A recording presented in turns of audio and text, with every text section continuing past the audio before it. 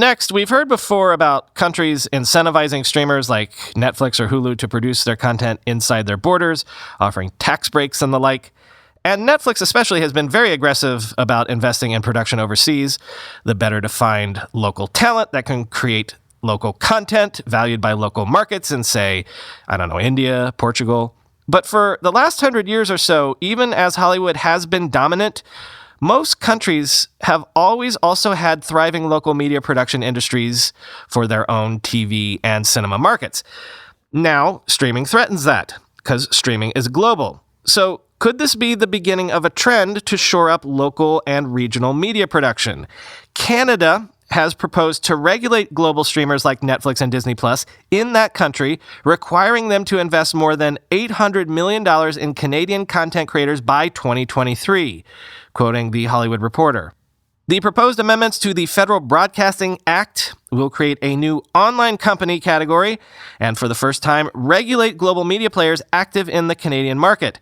The resulting obligations will include foreign players having to subsidize the development, production, and distribution of local entertainment and cultural content. Quote, "We're asking these large and wealthy companies to invest in Canadian stories, in Canadian music, and Canadian artists, much as local cable TV providers and broadcasters already do," Heritage Minister Stephen Guilbeault told an Ottawa press conference. Guilbeault argued that until now, American players have voluntarily invested in local content production.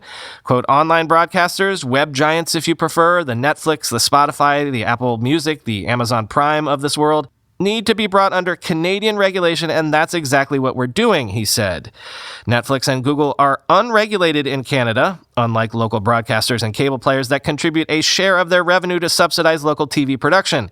And U.S. streamers are increasingly making Canada their latest home away from home as they take advantage of local incentives, sound stages, and production crews to produce their own originals. Currently, domestic broadcasters and cable TV providers must invest between 25 and 45% of their revenues from within Canada in local content, depending on their market share. Quote, "We can expect similar obligations from streamers," Guilbeault told reporters, including penalties if foreign companies do not fulfill their local content funding obligations, end quote.